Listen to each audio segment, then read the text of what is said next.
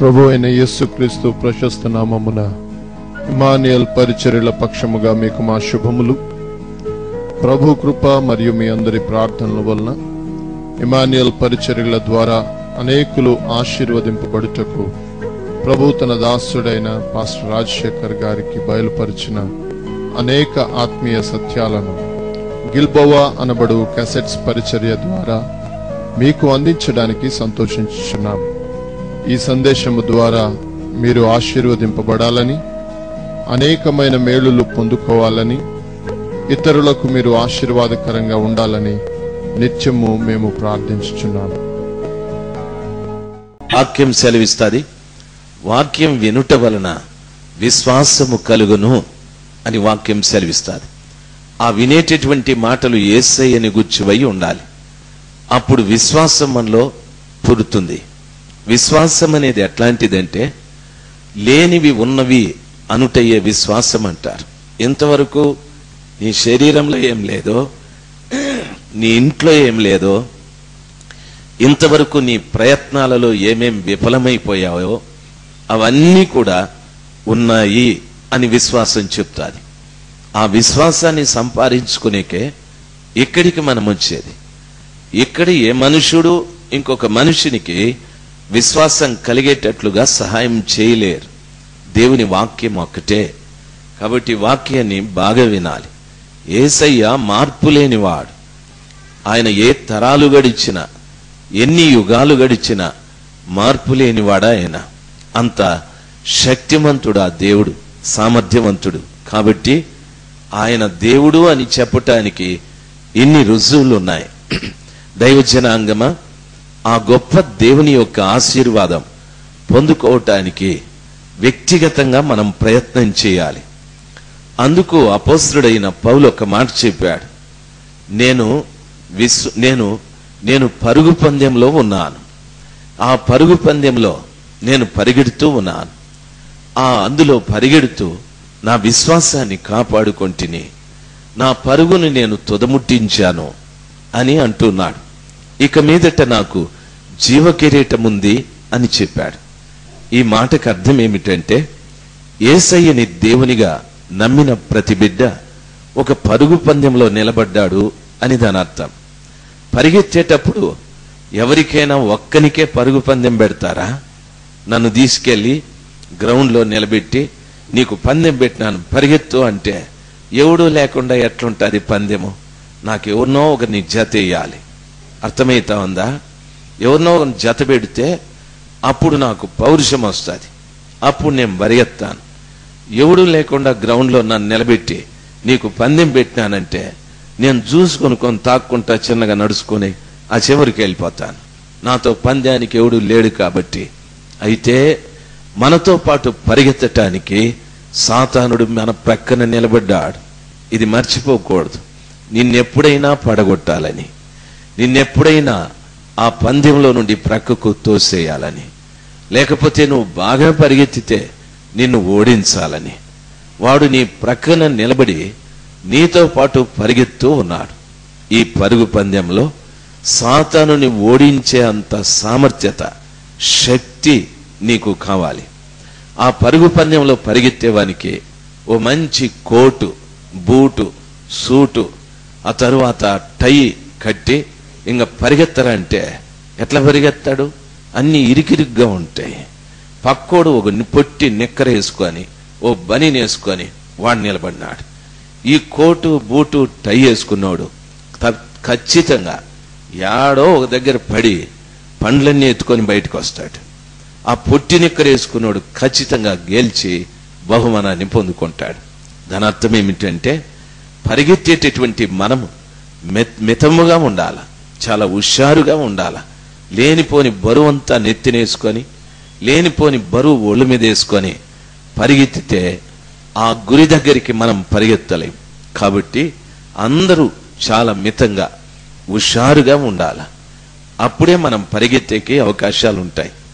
చూడండి, పరుగు పందెంలో మిమ్మల్ని నిలబెట్టి పరిగెత్తు అన్నారనుకో, నువ్వు కొందరం పరిగెత్తి ఆ నిద్రపోతా ఉంటే పక్కోడు అయ్యో నిద్రపోతా ఉంది అక్క, లేచినాక పరిగెద్దాంలేనని ఉంటాడా? సావేడిని ఆయన వెళ్ళిపోతాడు. నీ నిద్ర మొగమా, దీంతో పెట్టుకున్నా నేను పరుగు పందెమని వాడు వెళ్ళిపోతాడు. కాబట్టి నిద్రపోకూడదు, బాగా హుషారుగా ఉండాలి. ఇది ఒక్కసారి హల్లెలూయా చెప్పండి. హల్లెలూయా. దేవుడు ఎవరో తెలిసిపోయాది మనకి, యేసయ్య దేవుడని.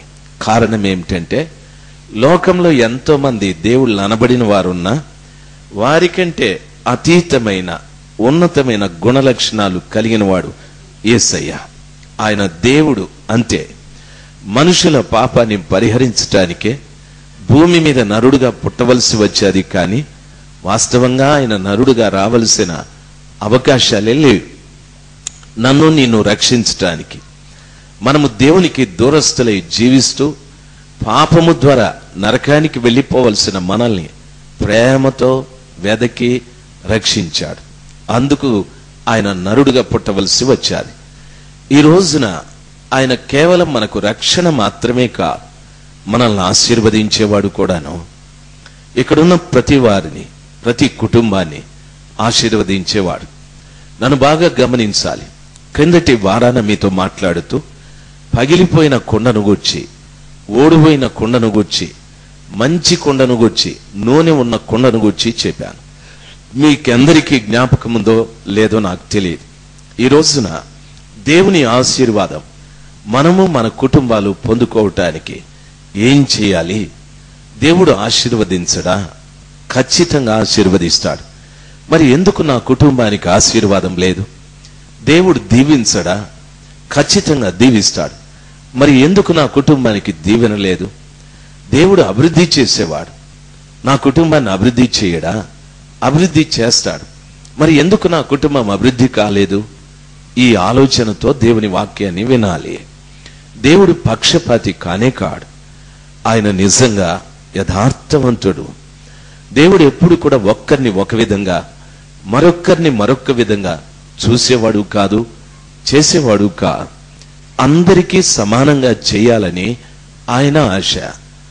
దేవుని వద్ద నుండి ఒక వ్యక్తి దీవెన పొందుకోకపోవటానికి, ఒక వ్యక్తి దీవెన పొందటానికి, ఒక వ్యక్తి అభివృద్ధి అవ్వటానికి, ఒక వ్యక్తి అభివృద్ధి కాకపోవటానికి కారణం వ్యక్తులే, దేవుడు కానే కాదు. దేవుడు ఎలాంటి వాడంటే ఆయన పక్షపాతి కాకుండా ప్రతి వారి మీద సమానమైన ప్రేమను చూపెడుతున్నాడు అనే దానికి చక్కటి నిదర్శన. అందరూ ఒకే భూమి మీద నివాసం చేస్తూ ఉన్నాం. అందరూ ఒకే సూర్యుని క్రింద బ్రతుకుతూ ఉన్నాం. అందరూ ప్రకృతిలో వీస్తున్నటువంటి గాలిని పీల్చుకుంటున్నాం. అందరికీ ఒకే గాలి ఇచ్చాడు, అందరికీ ఒకే సూర్యుని, అందరికీ ఒకే భూమిని. అయితే ఈ భూమి మీద నివసించే మనుషులు ఆ భూమిని రకరకాలుగా ఉపయోగించుకుంటున్నారు. డబ్బున్నవాడు చాలా భూమిని కొని దాన్ని రాబో దినాలలో సొమ్ము చేసుకోవాలని ఆశ. ఈ మధ్యన చర్చి కోసం స్థలం నిమిత్తము బయలుదేరి వెతకటానికి వెళ్ళాను. వెళితే అక్కడ చాలా రేటు చెప్పినారు. 5 లక్షలు చెప్పినారు ఒక ఎకరం స్థలం. ఊరవతలెక్కడో, నేను మన భాషలో చెప్తాను, తొండాకులు గుడ్లు పెట్టే స్థలం అది. నేనన్నాను 5 లక్షలు ఎలా అని అన్నాను. మీకు తెలియదేముంది సార్ అని అన్నాడు. తెలియకనే కదా అడుగుతా ఉన్నాను అని అంటే ఆయన ఒక మాట అన్నాడు, సార్ ప్రపంచం చాలా విచిత్రమైంది అని మొదలుపెట్టినాడు. ఓయమ్మో, ప్రపంచము చాలా విచిత్రమైంది, మీకు అర్థమై ఉంటుంది అన్నాడు. నాకు అర్థం కాలేదన్నాను. సరే వినండి సార్, దేవుడు కలగజేసిన భూమి ఒక నాటికి పెరగదు. ఆయన ఎంత భూమిని చేసినాడో అంతే. అయితే దేవుడు తన పోలికలో చేసినాడు చూడు, మనుషులు వాళ్ళు పెరగతానే ఉంటారు, భూమి పెరగదు, జనం పెరుగుతారు. కాబట్టి జనం పెరిగి పెరిగి భూమి నిండిపోయి వాళ్ళకు భూమి సాలకొస్తుంది, కాబట్టి భూమికి రేటు పెరుగుతా ఉంది అన్నాడు. నా మతి పోయింది, ఇదేం లాజిక్ రా నాయన, ఎవడు చెప్పలేదే ఇట్లా మాట నాకోనని. ఓయమ్మో, ఈ పరిస్థితి నాకు తెలిసి ఉంటే తులమో పలమో వేసి నేను మదనపల్లిలో సగం కొనిపెట్టుకోందినే అనిపించా. ఇప్పుడు మీకు కూడా ప్రారంభమై ఉంటుంది, అయినా మన దగ్గర లేదే, నిజమే ఆయన చెప్పిన మాట. జనం పెరుగుతూ ఉంది. ఒకరోజు నేను పుట్టిన ఊరు పల్లి అండ్రి, ఈరోజు అది పట్టణంలోకి కలిసిపోయింది. ఒకరోజు నేను పుట్టిన ఊర్లన్నీ గుడిసెలు, ఈరోజు అన్ని బిల్డింగులు కట్టుకున్నారు, జనం పెరిగిపోతూ ఉన్నారు. ఒకరోజు మా నాయన ఒకడే, ఆయనకు మేము 5 మంది బిడ్డలు, మాకు ఒక ఊరు మంది బిడ్డలు, పెరిగిపోతూ ఉన్నారు జనం, భూమి పెరగదు. అందుకే ఆ రేటు సార్ అని అన్నాడు. ఇంక నేను ఆయనతో బేరం ఆడలేదు.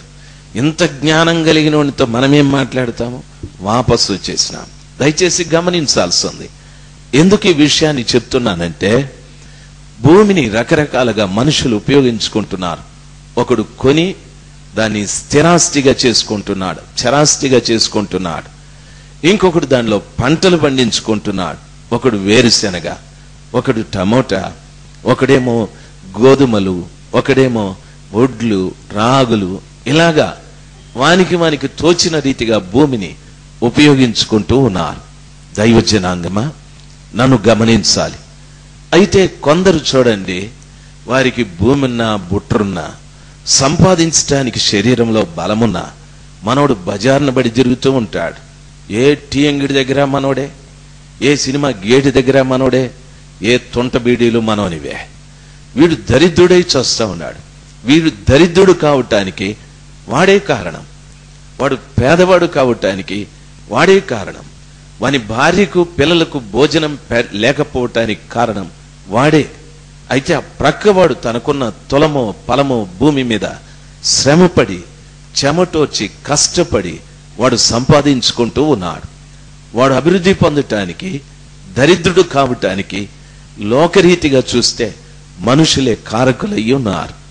దేవుడు మనకిచ్చిన దాన్ని మనము సద్వినియోగం చేసుకోవాలి. మంచి భాషలో చెప్పాలంటే, దేవుడు మనకిచ్చిన తలాంతుల్ని అభివృద్ధి చేసుకోవాలంటే కష్టపడాలి. ప్రతి వారు కష్టపడాలి. భక్తి విషయంలో కూడా కష్టపడాలి.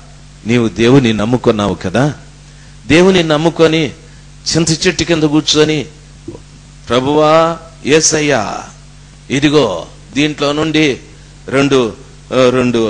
రెండు సంగటి ముద్దలా, ఏడెవరో సంగటి అంటా ఉంటారు చూడు, 2 ముద్దల్ని పంపు అంటే 2 ముద్దలు కావు, పుచ్చిపోయిన 2 చింతకాయలు పడతాయి. అట్లా కాదు, కష్టపడాల. క్రైస్తవుడనే ప్రతి వాడు కూడాను కష్టపడేది నేర్చుకోవాలి. దేవుడిని దారిద్ర్యాన్ని తొలగించాలంటే కష్టపడేది నేర్చుకోవాలి. నీవు చెమటగార్చాలి, నీ భార్య కూడా చెమటగార్చాలి, నీ పిల్లలు కూడా చెమటగార్చాలి. అంతేగాని తినేసి చెమట బయట రాకుండా అట్లే కూర్చుంటే 2 నాళ్ళకు నీకు బీపీ వస్తుంది. ఎందుకంటే 2 నాళ్ళకు నీకు షుగర్ వస్తుంది, 2 నాళ్ళకి కడుపు నొప్పి వస్తుంది, 2 నాళ్ళకి ఒళ్ళు నొప్పులు వస్తాయి, 2 నాళ్ళకి రావలసినవన్నీ వస్తాయి. నేరుగా నువ్వు డాక్టర్ గారి దగ్గరికి వెళ్ళాలి. ఆ ఉండే జానడో మూరడో అమ్మి వాళ్ళకి పెట్టాలి. కష్టపడి పని చేసేది నేర్చుకోవాలి. ఎవరూ కూడా ఖాళీగా ఉండకూడదు. ఎందుకు ఈ విషయాన్ని నేను చెప్తున్నానంటే, వాక్యం ఈ రీతిగా సెలవిస్తాది.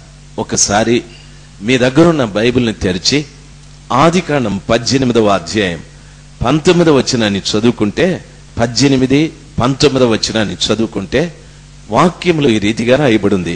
చదువుతాను. అబ్రహాము నిశ్చయముగా బలము గల గొప్ప జనమగును, అతని మూలముగా భూమిలోని సమస్త జనములను తన రక్తముతో కడిగి రక్షించిన తరువాత, ఆ రక్షించబడిన వ్యక్తికి రక్షకుడైన యేసయ్యకి ఒక మంచి సంబంధం ఉంటే, ఆ వ్యక్తిని దేవుడు ఏం చేస్తాడు అని అడిగితే, ఆ వ్యక్తి యొక్క జనమునంతటిని, అతని పిల్లల పిల్లల పిల్లల్ని ఆయన ఆశీర్వదిస్తాడు. రెండవది, ఆ వ్యక్తిని బట్టి భూమి మీద ఉన్న సమస్త జనమును ఆయన ఆశీర్వదిస్తాడు. నన్ను గమనించాలి ప్రియమైనటువంటి వాళ్ళరా.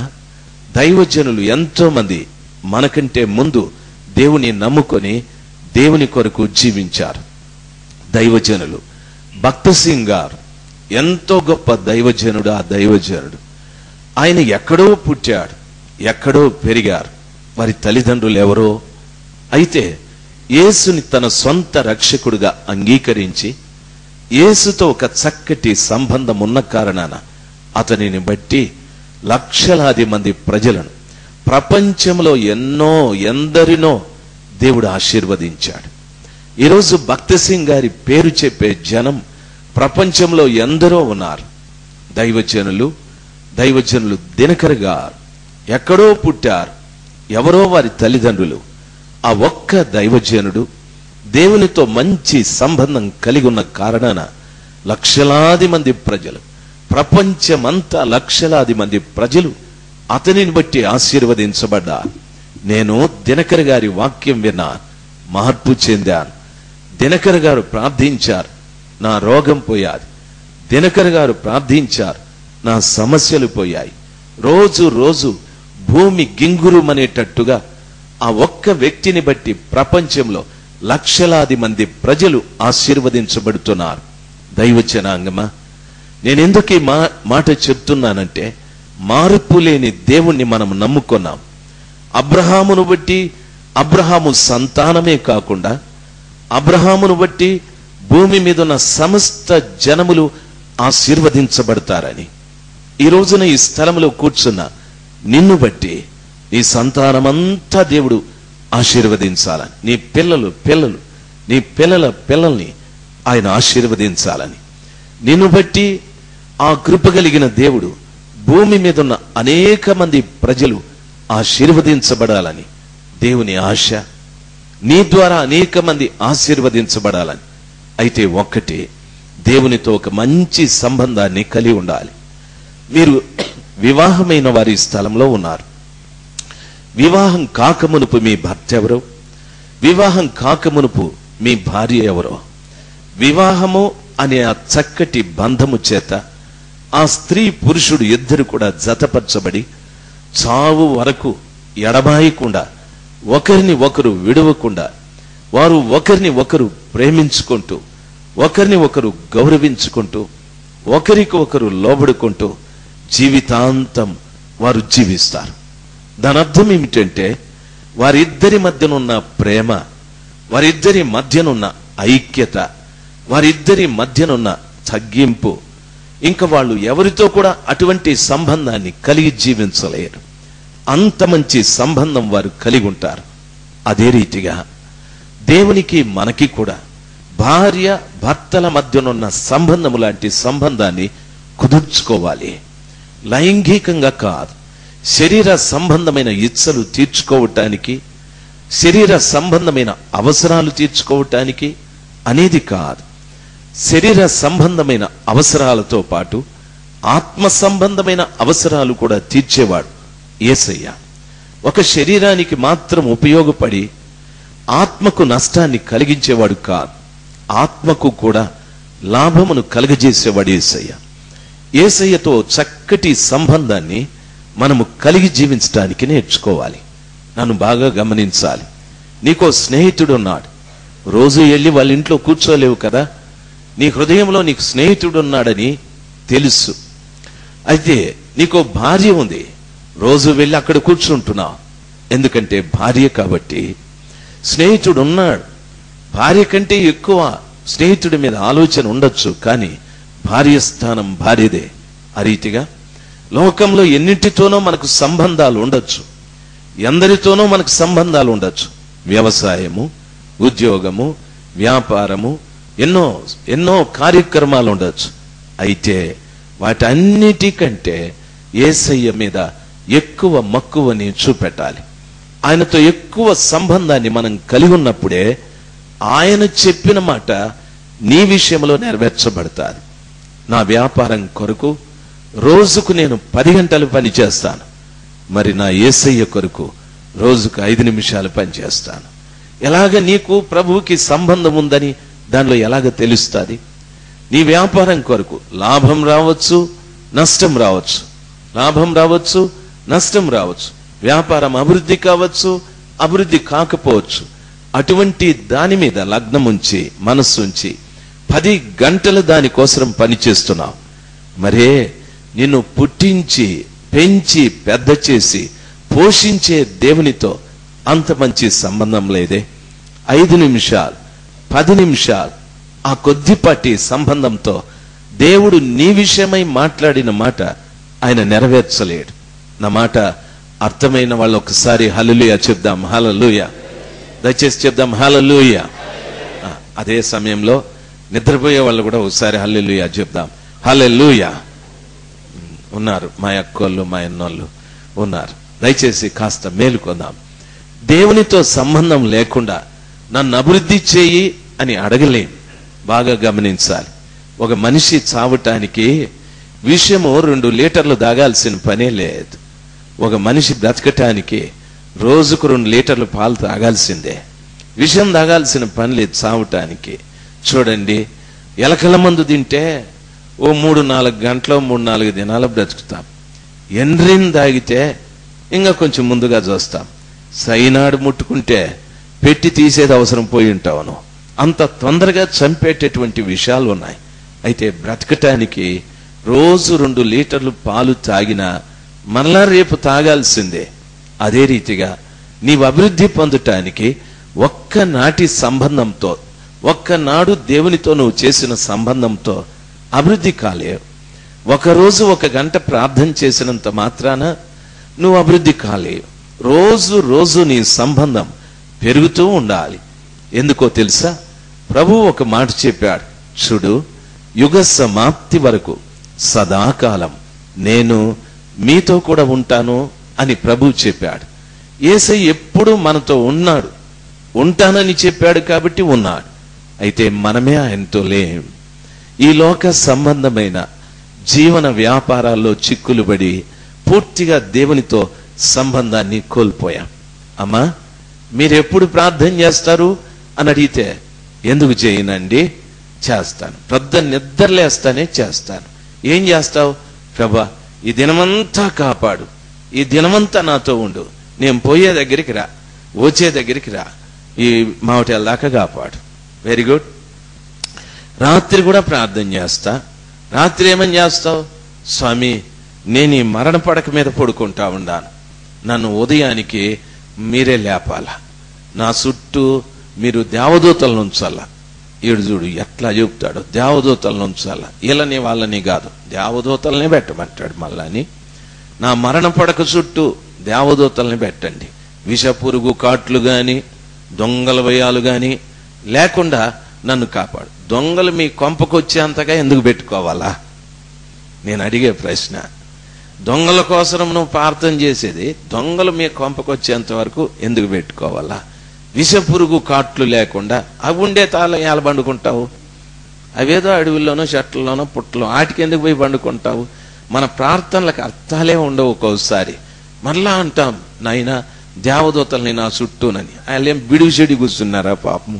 మన ఇంటి చుట్టూ వచ్చి కూర్చొని నువ్వు పండుకొని నిద్రపోతావు అంటే వాళ్ళు ఆరాధనలు చేసుకుంటా, ప్రభా నీ దాసుని కోసం మేము కీర్తనలు పాడతామని లాలీలా లెమా లాలి లాలి చోరా శేఖర అని పాటలు పాడుకుంటా ఉంటాయి దేవదూతలు. ఒట్టి ఇవన్నీ గచ్చులు ప్రార్థనలు. మన భాషలో చెప్తాను, గచ్చులు ప్రార్థనలు. ఈ ప్రార్థనలు ఉట్టికి ఎక్కవు.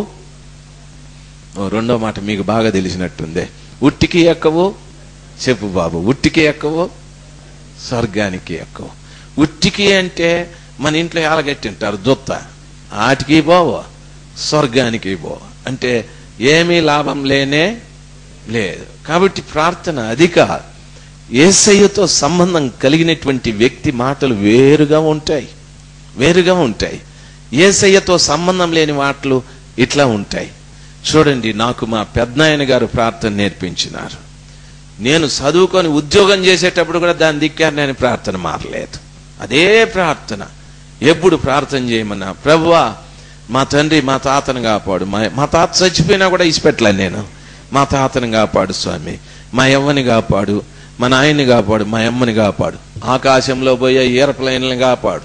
ఆ బుటికి నేను వాటి పుట్టు కూడా చూసినలే. సముద్రంలో పోయే ఓడల్ని కాపాడు, వాటి మగం కూడా చూసినలా. రోడ్ల మీద పోయే బస్సుల్లో, సైకిల్లో, కారుల్లో పోయే వాళ్ళని కాపాడు, వాడు ఎవడో తెలియదు నాకు, ఇవన్నీ కాపాడు ఆమేన్ అని. అన్నం కాడ అదే ప్రార్థన, నిద్ర లేచినప్పుడు అదే ప్రార్థన, పడుకునేటప్పుడు అదే ప్రార్థన. మా కుటుంబ ప్రార్థన జరిగేది మా ఇంట్లో వంతు ఒగోరు. నేను ప్రార్థన చేసినప్పుడు మా నాయన, ఎర్ర మీ తాత ఉండేది, మీ తాత కోసం చేస్తావు, మీ తాతని మర్చిపో. నేను మర్చిపోయిన ప్రార్థన కంఠస్థం కదా, దాని దిక్కారు నేను వేమన పద్యం వచ్చినట్లు వచ్చేస్తా ఉంది. కళ్ళు మూసుకుంటే మా తాతను కాపాడు, ఆయన చచ్చిపోయి సమాధి అయిపోయి ఎమకలు కూడా ఉన్నాయో లేవో ఆయన నిసిపెట్టలే నేను. ఇది ప్రార్థన, దయచేసి గమనించాలి. ఎందుకురా అట్లా ప్రార్థన చేస్తావు? యేసయ్యతో సంబంధాలు లేవు, యేసయ్యతో సంబంధాలు లేవు. యేసయ్యతో సంబంధాలు లేక చేసే ప్రార్థన ఇది. యేసయ్యతో సంబంధం ఉంటే ఆ ప్రార్థనే వేరు. వాక్యం ఈ రీతిగా సెలవిస్తాది, ఇప్పుడు మన సహవాసము తండ్రితోనూ ఆయన కుమారుడైన యేసయ్యతోనూ అని వాక్యం సెలవిస్తాది. దాని అర్థం, ఒక వ్యక్తి క్రీస్తు రక్తముతో కడగబడిన తరువాత ఆ వ్యక్తి సహవాసం పూర్తిగా తండ్రితో కుమారునితో ఏర్పాటు చేసుకోవాలి అని వాక్యం సెలవిస్తాది. కొంతమంది బిడ్డలు సాక్ష్యం చెప్పేటప్పుడు ఇలాగ చెప్తారు, నేను దేవుణ్ణి నమ్ముకోక మునుపు కత్తులు ఎత్తుకొని తిరిగినానోనని. మంచిది. నేను పొడిచినాను అంటాడు, వెరీ గుడ్, మంచిది. నేను తాగినానంటాడు, వెరీ గుడ్. నేను ఇంకా దొంగతనాలు చేసినానంటాడు, వెరీ గుడ్, వెరీ గుడ్, అన్ని మంచివి. ఇప్పుడు నేను యేసయ్యను నమ్ముకున్నానంటాడు. నమ్ముకొని ఏమైనా మార్పు ఉందా అంటే కొన్ని అలవాట్లు వదిలిపెట్టినాడు, అంతేగాని సహవాసం మాత్రం యేసయ్యతో లేదు. అలవాట్లు వదిలిపెట్టుకున్నాడు. అలవాట్లు అనేది వదిలిపెట్టడం నువ్వే కాదు, ముస్లిం సోదరులకు కూడా అలవాట్లు వదిలేసుకుంటున్నారు, అయ్యప్ప భక్తులు కూడా అలవాట్లు వదిలేసుకుంటున్నారు. నేను నిన్న అవనిగడ్లో ఉన్నాను. అవనిగడ్లో కూటాలు జరిపేటప్పుడు ఒక యవనస్తుడు, దరిదాపు 25 సంవత్సరాల వయసు, నా పైన ఇంత పొడుగుంటాడు, రౌడీ చీటర్గా బుక్ అయిపోయినాడు. ఆయన, వాళ్ళ తమ్ముడు, వాళ్ళ తండ్రి కిరాయి గుండాలు వాళ్ళు. ఆ అబ్బాయి చెప్తాడు, మన భారతదేశ చరిత్రలో లేదు మా కుటుంబ చరిత్ర అని. నేను అనుకున్నాను పెద్దింటి కుటుంబమేమో ఇదేనని, చెప్పు వింటానని. అన్నాడు, మా నాయన రౌడీ చీటర్, నేను రౌడీ చీటర్, మా తమ్ముడు రౌడీ చీటర్, ఏ కుటుంబంలో 3 రౌడీ చీటర్లు ఉండరు అని అన్నాడు. రౌడీ చీటర్ అంటే నాకు సరిగా అర్థం కాలే, దాన్ని కొంచెం వివరించు అన్నాను. అన్నాడు, ఏముంది సార్, ఈ అమ్మాయిని ఎత్తుకురమ్మంటే ఎత్తుకొని వెళ్ళిపోతాం సార్, ఓ ఎమ్మో, వాని చెయ్యి నరికేయమంటే నరికేస్తాం సార్, ఓ ఎమ్మో, రౌడీ చీటర్లో ఎంతుందా? నేను అన్నాను, నువ్వు ఒకడైనా మీ నాయన కూడా? మా నాయన కాటి నుండి వచ్చింది సార్, ఇప్పుడు కూడా అదే స్థితిలో ఉండవా? లేదు సార్, ఇప్పుడు ఏ స్వామిని నమ్ముకున్నానని బతికి బయట పెడితే ఆ స్వామినని. వాళ్ళ తమ్ముడు మారినాడు, వాళ్ళ అన్న మారినాడు, తండ్రి ఇంకా మారలే, తండ్రి ఇంకా పోలీస్ స్టేషన్కి పోయి వస్తున్నాడు. రౌడీ చీటర్ యొక్క పరిస్థితి ఏమిటంటే, ఒక ఎస్ఐ గారు మారినా, ఒక సిఐ గారు, సర్కిల్ ఇన్స్పెక్టర్ గారు మారినా, వెంటనే కొత్తగా వచ్చిన ఎస్ఐ గారు, కొత్తగా వచ్చిన సర్కిల్ ఇన్స్పెక్టర్ గారు రౌడీ చీటర్స్ అందరినీ పిలిపిస్తారు. పిలిపించి వాళ్ళ ఏదో ఒక భాష చెప్పినాడు అబ్బాయి, పిలిపించి ఏదో చేస్తారని. ఏదో చేస్తారంటే పూలమాల వేస్తారనిగా ఫుల్ కొడతారంట వాళ్ళని. ఆ కొత్తగా వచ్చిన ఎస్ఐ, కొత్తగా వచ్చిన సిఐ, నా మతిపోయింది. వాళ్ళు మారి కొత్తోడు వచ్చినప్పుడంతా కోటింగ్ అన్నాడు, కోటింగ్ అని. కోటింగ్ వచ్చిన వాళ్ళందరూ కొడతారు సార్ అనని. ఇదేం కర్మరానని ఆ అబ్బాయి నేను రౌడీ చీటర్ కాదు అని చెప్పుకునేదానికి హైకోర్టుకు వెళ్ళి అక్కడి నుండి తెచ్చుకున్నాడంటే.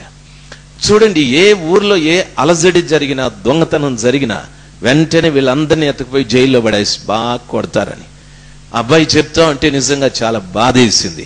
దైవజనాంగమా, ఒక దొంగకు ఒక ఒక ఒక హంతకుడుగా హంతకునితో సహవాసం చేసిన కారణాన తన జీవితంలో నిజంగా లోకరీతిగా కానీ లేక తన కుటుంబ పరిస్థితుల్లో కానీ ఎన్నో పోగొట్టుకున్నారు.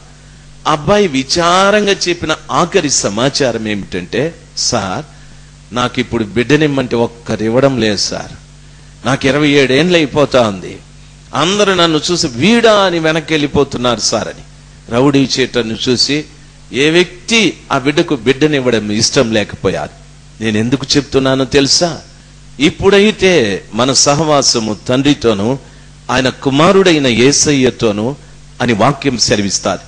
నా యేసయ్య నీతో చెప్పినటువంటి మాట నీ జీవితంలో నీ పిల్లలకు జరగాలంటే, నిన్ను బట్టి లోకంలో ఉన్న సమస్త జనం ఆశీర్వదించబడాలంటే ఆయనతో నీవు సహవాసం కలిగి ఉండాలి.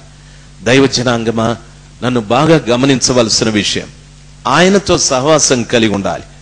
2వ మాట చదువుతాను, వినాలి. 18వ అధ్యాయం 18వ వచనము 19వ వచనం చదువుతాను. ఎట్లనగా, యెహోవా అబ్రహామును గూర్చి చెప్పినది అతనికి కలుగజేయునట్లు తన తరువాత తన పిల్లలను తన ఇంటి వారును నీతి న్యాయములు జరిగించుచు యెహోవా మార్గమును గైకొనుటకు అతడు వారికి ఆజ్ఞాపించున్నట్లు నేనతని ఎరిగియున్నానెను అని చెప్తూ ఉన్నాడు.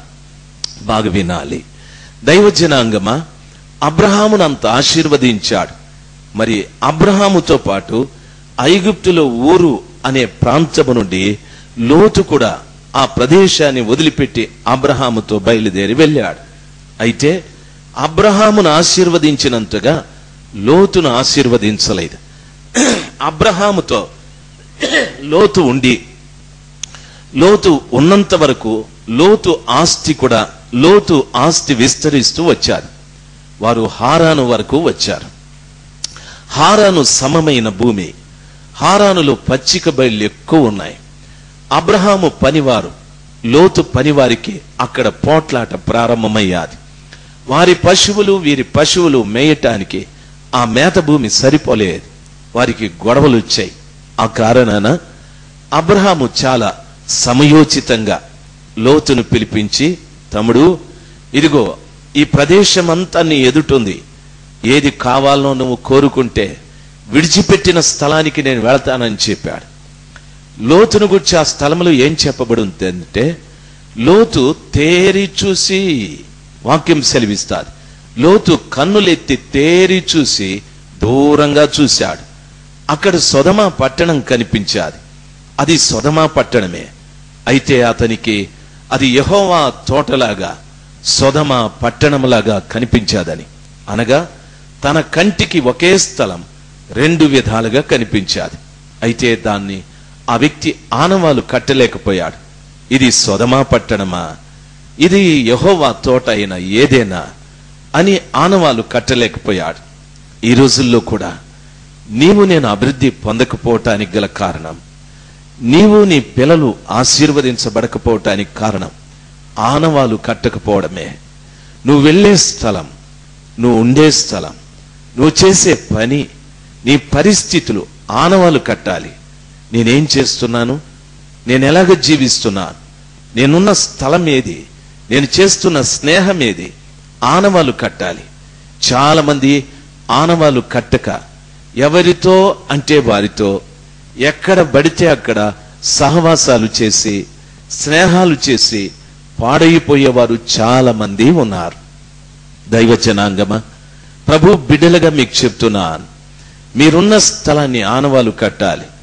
మీరు చేస్తున్న పని ఆనవాలు కట్టాలి. బాగా గమనించవలసిన విషయం ఈ రీతిగా దేవుని వాక్యం ఆ రీతిగా సెలవిస్తాది. అయితే అబ్రహాము మాత్రం చాలా పగడ్బందీగా ఏం చేశాడో తెలుసా? అబ్రహాము, నిన్ను నీ పిల్లలను నేను ఆశీర్వదిస్తాను, నిన్ను బట్టి భూమి మీద ఉన్న సమస్త జనములను ఆశీర్వదిస్తాను అని చెప్పిన తరువాత అబ్రహాము తనతోనే తన భక్తిని ముగించుకోలేదు. ఆ వాక్యంలో చదువుకుంటే ఈ రీతిగా సెలవిస్తాది, తరువాత తన పిల్లలను తన ఇంటి వారును నీతి న్యాయములు జరిగించుచు యెహోవా మార్గమును గైకొనుటకు అతడు వారికి ఆజ్ఞాపించున్నట్లు నేను అతని ఎరిగి ఉన్నాను అని చెప్పాడు. బాగా గమనించాల్సింది. ఇప్పుడు చిన్న మాట అడుగుతాను, నన్ను అర్థం చేసుకొని మీరు జవాబు చెప్పాలి. మీరందరూ ఒక్కొక్క కుటుంబానికి సంబంధించిన వాళ్ళు. ఎంతమంది ఈ స్థలంలో కుటుంబంగా, భార్య భర్త పిల్లలు కుటుంబంగా ఎంతమంది వచ్చారు ప్రార్థనకి? నాతో పాటు చేయి పైకెత్తండి. కుటుంబంగా వచ్చిన వాళ్ళు. Very good. భార్య పిల్లలు అందరూ కుటుంబంగా వచ్చిన వారు కొందరు వచ్చినారు. ఇప్పుడు వాక్యం ఈ రీతిగా సెలవిస్తాది, దేవుడు ఆయన చెప్పిన మాట మన విషయంలో జరగకపోవటానికి మొదటి కారణం తేరి చూసి ఆనవాలు కట్టలేక. రెండవ కారణం, అబ్రహాము తన పిల్లలు తన ఇంటి వారు నీతి న్యాయములను అనుసరించుచు యెహోవా మార్గమును వారికి ఆయన బోధించెను అని వాక్యం సెలవిస్తారు. అమ్మా వినాలి, వాక్యంలో చెప్పబడిన మాట, అబ్రహాము నీతి న్యాయములు అనుసరించేటట్టుగా తన పిల్లలకి తన ఇంటి వారికి ఆయన నేర్పించాడని వాక్యం సెలవిస్తుంది. మన ఇంటి వాళ్ళకి మనం ఏం నేర్పిస్తామో తెలుసా? మన ఇంటి వాళ్ళకి మనం ఏం నేర్పిస్తామో తెలుసా?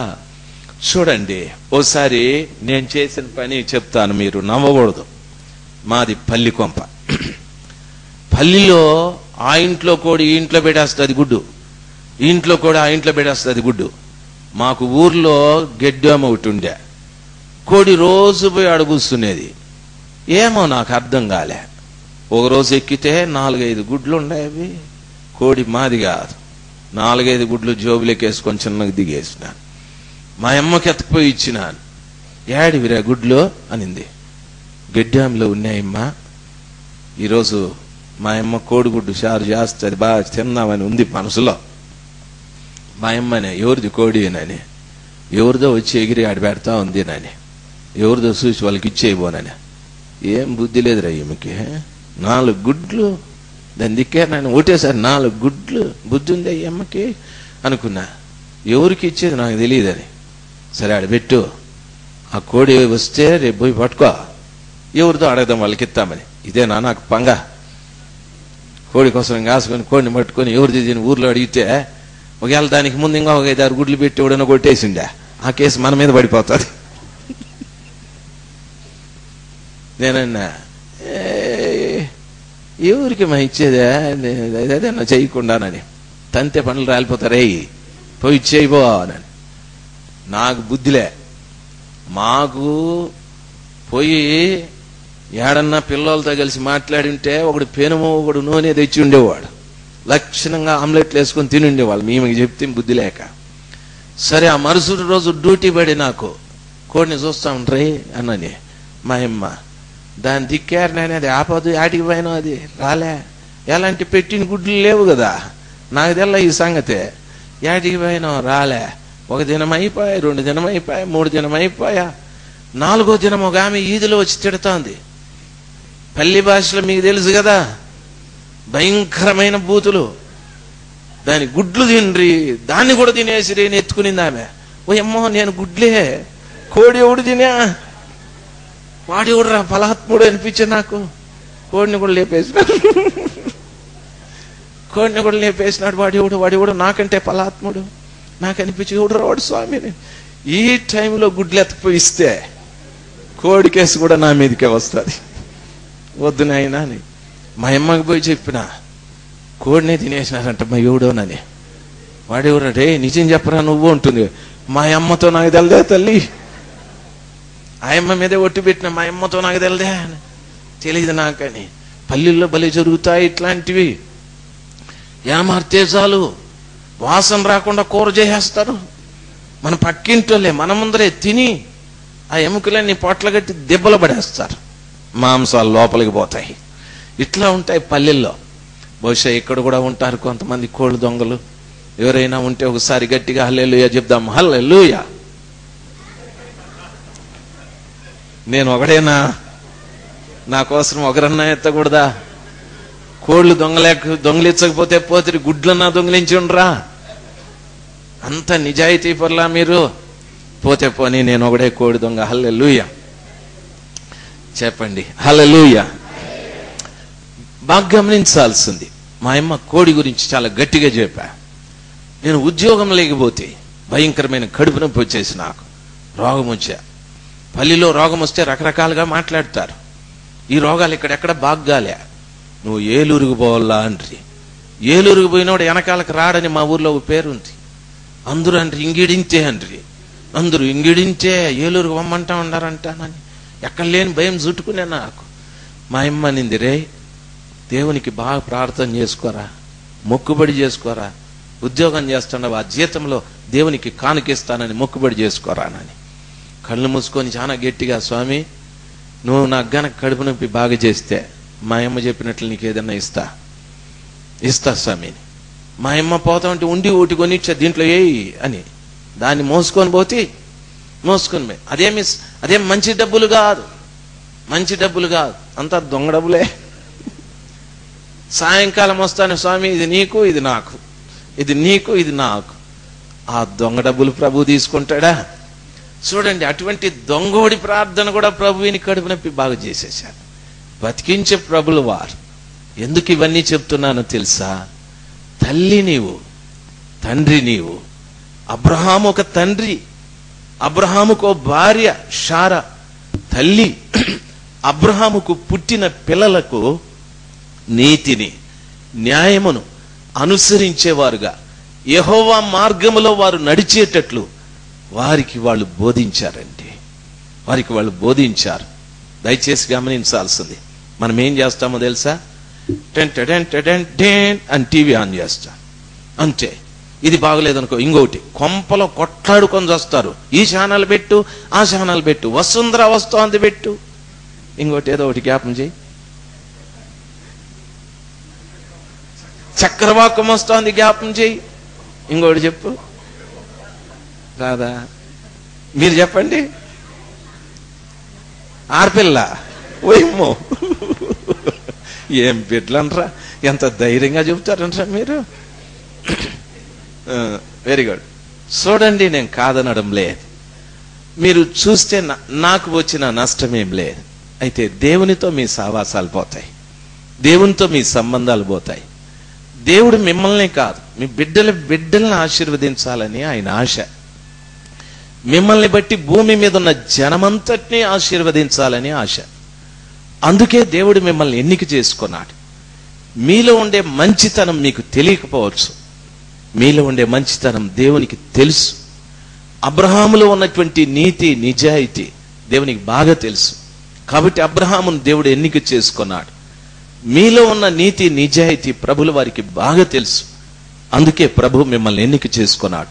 అయితే దేవునికి మీకు ఉన్న ఆ మంచి సహవాసాన్ని చెడగొట్టేటివి ఏంటివో వాటిని నువ్వు దూరం చేసుకోవాలి, వాటిని ప్రక్కకు త్రోసివేయాలి.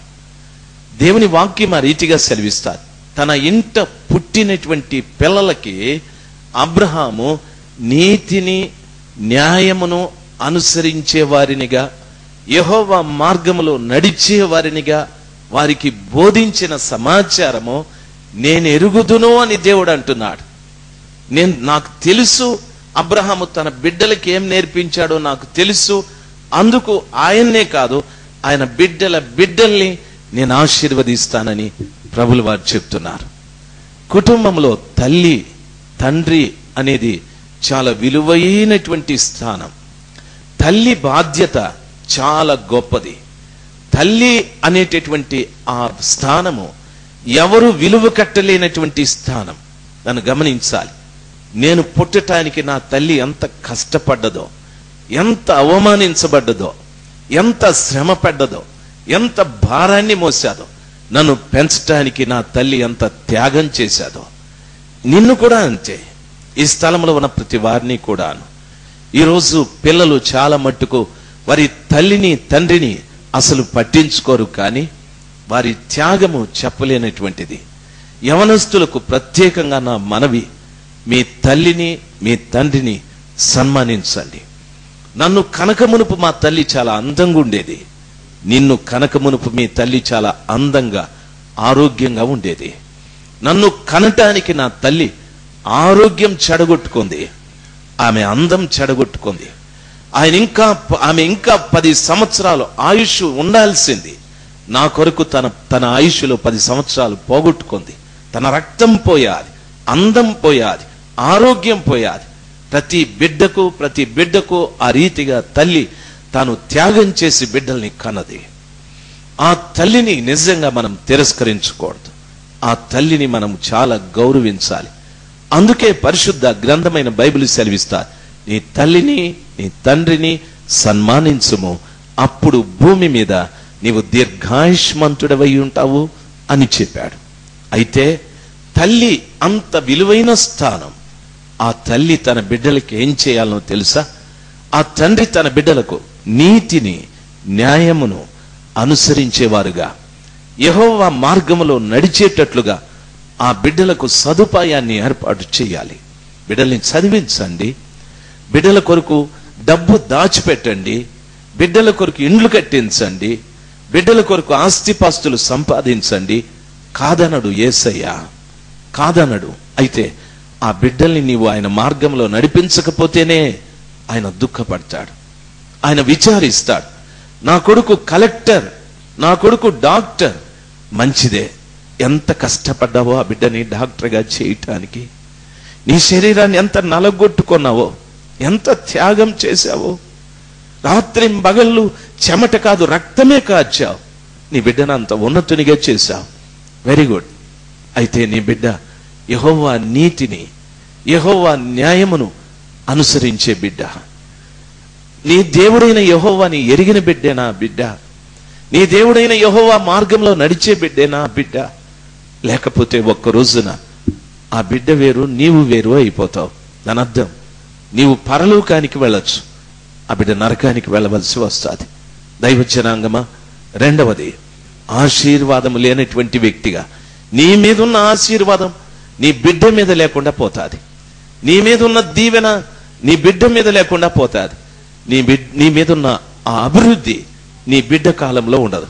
డాక్టర్ అన్నంత మాత్రాన, లేకపోతే లెక్చరర్ అన్నంత మాత్రాన, లేకపోతే కలెక్టర్ అన్నంత మాత్రాన, ఒక ఉద్యోగం అంతే. ఆ ఉద్యోగంలో నీకు ఒక 20,000, 30,000, 50,000 రావచ్చు. ఆ డబ్బు కూడా నీకు ఉపయోగపడదు. ఎందుకో తెలుసా? 128వ కీర్తన ఈ రీతిగా సెలవిస్తారు, యెహోవా యందు భయము భక్తి కలిగి జీవిస్తే, ఆయన త్రోవల యందు నడిస్తే నిశ్చయముగా నీ కష్టార్జితమును నీవే అనుభవిస్తావు. నీ భార్య నీ లోగిట ఫలించు ద్రాక్షవల్లి వలె ఉంటుంది.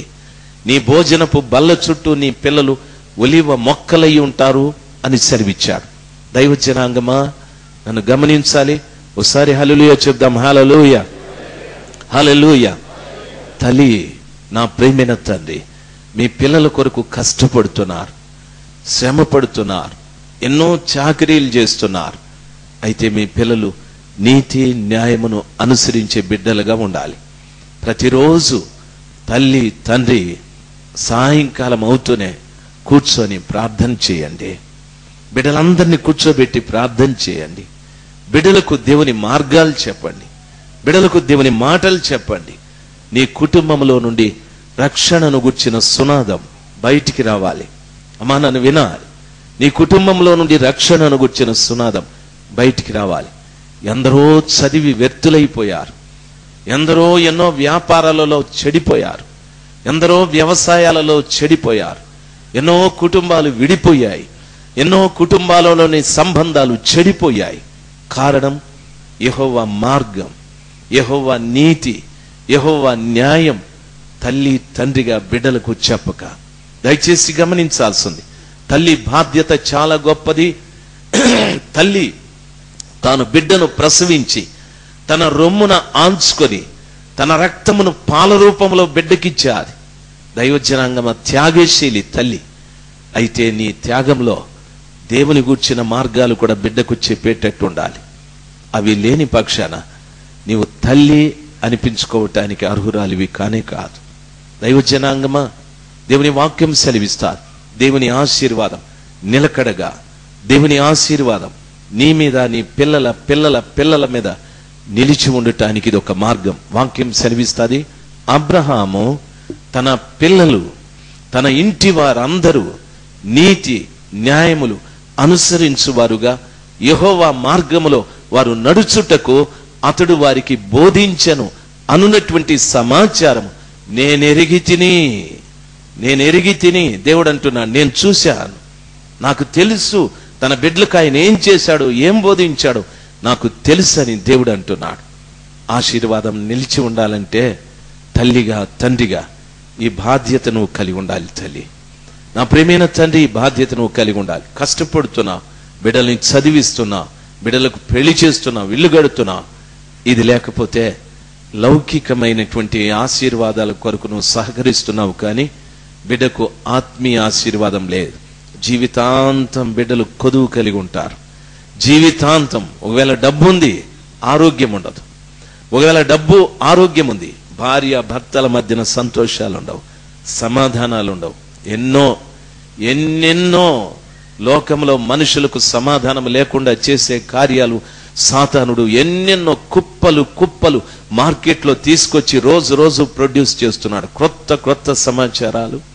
ఈ మధ్యన ఒక యవనస్తులు భార్యాభర్తలు ఇద్దరు పెళ్ళి వారమే అయింది. వారం తరువాత అబ్బాయి నువ్వు వెళ్ళి 30,000 తీసుకురా మీ ఇంటి దగ్గర అని. అమ్మాయి వాపసు వచ్చింది. ఏం జరిగిందో తెలీదు. భర్త ఇంట్లో ఉరేసుకొని చచ్చిపోయాది. వారం రోజులైంది పెళ్ళి. ఏ బిడ్డ అంత తొందరగా చావాలనుకోదు. ఆ వారం రోజుల్లో ఏం జరిగిందో అర్థం కాదు. లోకంలో సాతానుడు మనుషుల మధ్యన కలహాలు, విభేదాలు, సమాధానం లేకుండా ఎన్నో చెడు కార్యాలు లోకంలో రోజు ప్రవేశపెడుతున్నాడు. కాబట్టే నీవు నీ బిడ్డకు దేవుని నీతి బోధించాలి. కాబట్టే నీవు నీ బిడ్డకు దేవుని మార్గాలు బోధించాలి. కాబట్టే నీ బిడ్డకు నీవు దేవుని న్యాయం బోధించాలి. నీ మీదున్న ఆశీర్వాదం అలాగే నీ బిడ్డ మీదికి వస్తుంది. నీ ఇంటిలో ఉన్న వారందరి మీదికి వస్తుంది. అప్పుడు నీ ఆశీర్వాదాన్ని ఎవడు తీసివేయలేడు. నీ బిడ్డల ఆశీర్వాదాన్ని ఎవడు తీసివేయలేడు. ఒకసారి నీ భార్య వైపు చూడు, ఒకసారి నీ భర్త వైపు చూడు. మీరిద్దరూ కలిసి మీ పిల్లల వైపు చూడండి. మీరిద్దరూ కలిసి మీ బిడ్డల వైపు చూడండి. ఎలాగున్నారో వాళ్ళు, ఏ విధంగా ఉన్నారో వాళ్ళు. నా బిడ్డ ఆరోగ్యంగా ఉన్నాడు, నా బిడ్డ అందంగా ఉన్నాడు అనేది కాదు ప్రశ్న. నా బిడ్డ దేవుని మార్గాల్లో నడుస్తున్నాడా లేదా? నా కూతురు దేవుని మార్గాల్లో నడుస్తుందా లేదా? నా కుమారుడు దేవుని మార్గాల్లో నడుస్తున్నాడా లేదా? లేని పక్షాన ఈరోజు నేను బాగా తింటున్నా, 10 మందిలో నాకు పేరుంది, నాకు ఇల్లుంది, అదే ఆశీర్వాదం నా బిడ్డలకు రాదు. పక్కకి వెళ్ళిపోతా. నువ్వెంత కష్టపడినా ఈ ఆశీర్వాదాన్ని తీసుకొచ్చి పెట్టలేవు. నా ప్రియ తల్లి, నా ప్రియమైన తండ్రి, దేవుని బిడ్డలుగా మీకు మొరపెట్టుకుంటున్నాను. దేవుని సముఖంలో దేవుని బిడ్డలుగా మీకు ఈ సమాచారాన్ని తెలియజెప్తున్నాను. దయచేసి భార్య భర్త ప్రభు సముఖంలో మోకరించడం నేర్చుకోండి. దయచేసి భార్య భర్త ప్రభు సముఖంలో మోకరించడం నేర్చుకోండి. ఈ రోజు వరకు లేదేమో, ఈ రోజు నుండి ప్రారంభించండి. అది చెడ్డ కార్యమేమీ కాదు, అవమానకరమైనది ఏమీ కాదు.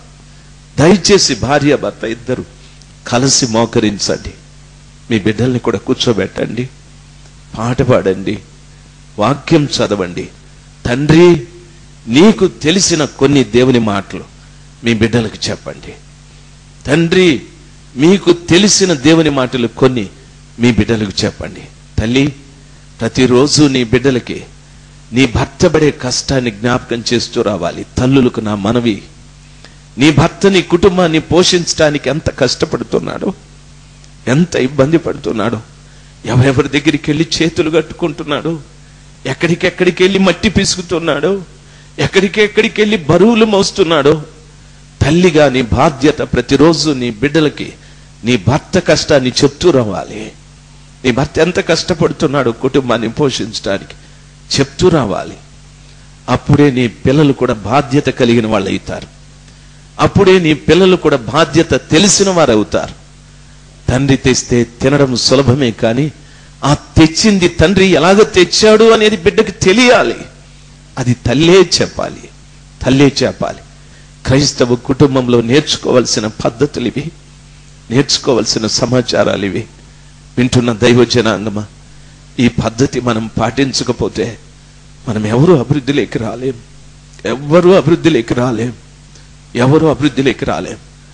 ఒకవేళ నీవు అభివృద్ధిలో ఉన్నావు, ఈ తరువాత నీ పిల్లలు అభివృద్ధిలోకి రాలేరు. నన్ను బాగా గమనించవలసిన విషయం, తల్లిగా నీ బాధ్యత ప్రతిరోజు నీ బిడ్డల్ని కూర్చోబెట్టి నీ భర్త కష్టం చెప్పాలి. అమ్మా, నీ తండ్రి ఎంత కష్టపడుతున్నాడో తెలుసా? ఎంత సంపాదిస్తున్నాడో తెలుసా? దేనికి ఖర్చు చేస్తున్నాడో తెలుసా? కుటుంబం ఎట్లా గడుస్తుందో తెలుసా? తల్లి రోజు బిడ్డలకి చెప్పాలి. బిడ్డ బాధ్యత కలిగిన వాడుగా పెరుగుతాడు. మీరు ఇంకా సినిమాలకి వెళ్ళమన్నా వెళ్ళడు, ఖర్చు చేయమన్నా చేయడు. గర్వంగా కాదు.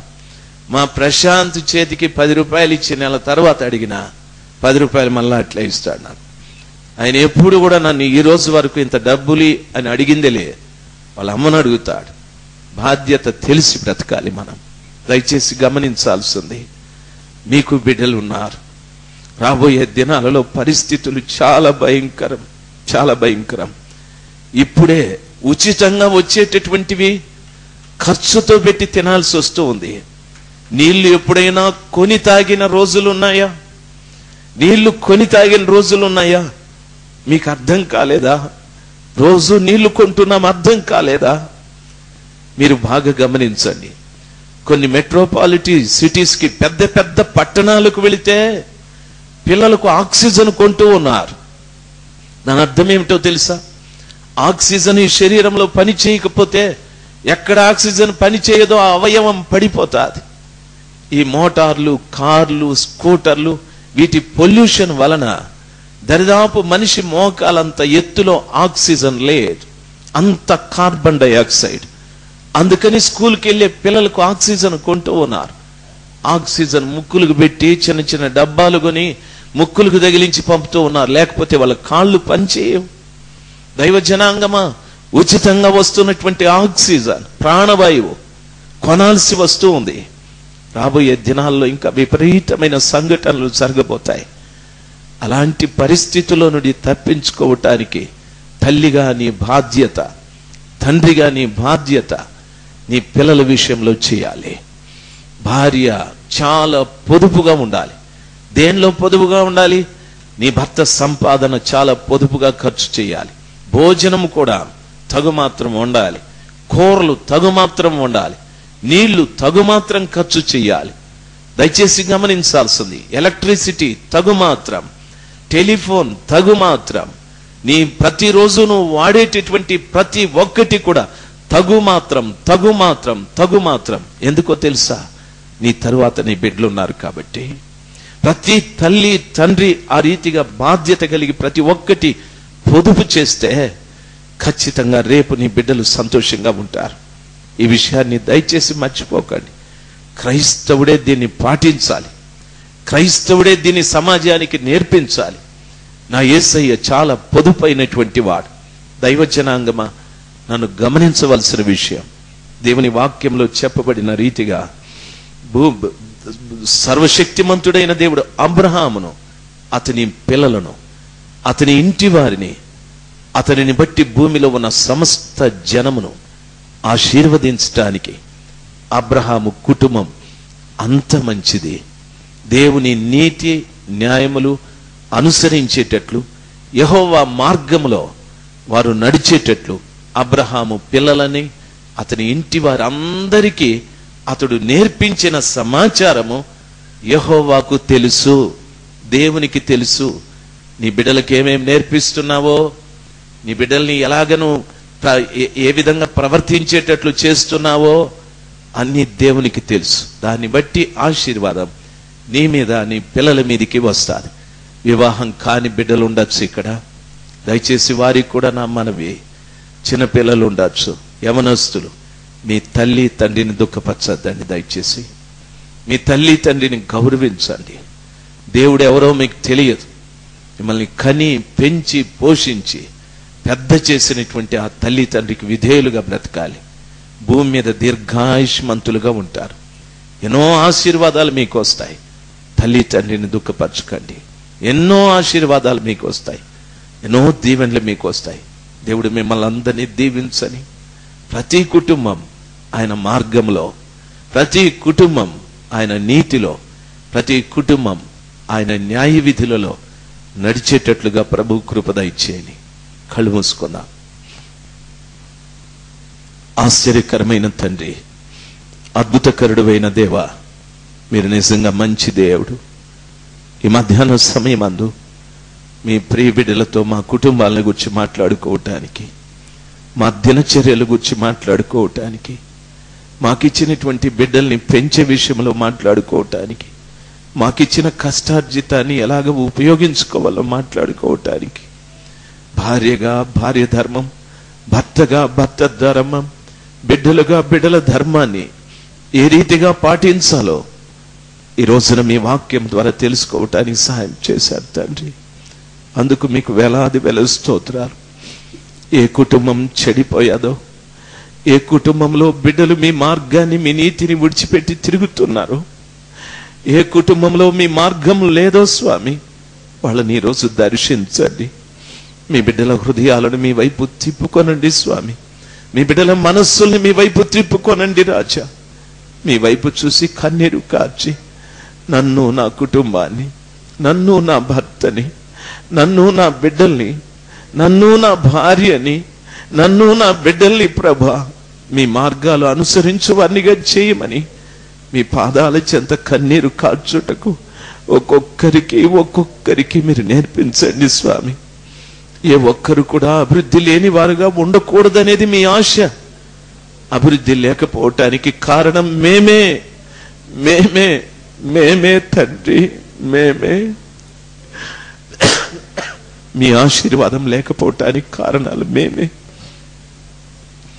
దయచేసి మధ్యాహ్న సమయం ఒక్కొక్క బిడ్డ పైన నీ కృప కుమ్మరించి ఆ మార్గాల్లో జీవించుటకు, నడుచుటకు తల్లికి, తండ్రికి, బిడ్డలకు మీరే నేర్పించమని యేసుక్రీస్తు ప్రశస్త నామమున ప్రార్థించి వేడుకుంటున్నాను పరలోకపు తండ్రి. ఆమేన్, ఆమేన్. నా ప్రాణమా యెహోవాను సన్నుతించు, నా అంతరంగమునందున్న సమస్తమా ఆయన పరిశుద్ధ నామాన్ని సన్నుతించు. నా ప్రాణమా యెహోవాను సన్నుతించు, ఆయన చేసిన ఉపకారములలో దేనిని మరువకము. ఆమేన్. తండ్రి యొక్క ప్రేమయు ఆయన కుమారుడైన యేసుక్రీస్తు ప్రభుల వారి సమాధానం, పరిశుద్ధాత్మ దేవుని యొక్క సహవాసం ఇప్పుడును ప్రభు రాక వరకు మనకును మన వారికిని సదాకాలము తోడయుండునుగాక. ఆమేన్, ఆమేన్. ప్రియ దైవజనాంగమా, ఈ సందేశము మీకు ఆశీర్వాదకరంగా ఉన్నదని మేము నమ్ముచున్నాము. దీని ద్వారా మీరు పొందిన ఆత్మీయ మేలులను మాకు తెలియచేయండి. మీ ప్రార్థన అవసరతల కొరకు, మా ఇతర క్యాసెట్స్ మరియు సిడీల వివరాల కొరకు మమ్మల్ని సంప్రదించండి. మా అడ్రస్ ఇమానియేలు పరిచర్యలు, చర్చ్ స్ట్రీట్, బకావాని తోట, చిత్తూరు బస్ స్టాండ్ ప్రక్కన, మదనపల్లె 517325. మా ల్యాండ్ ఫోన్ నంబర్ 085712252929. ప్రభు మిమ్మల్ని ఆశీర్వదించునుగాక. ఆమేన్.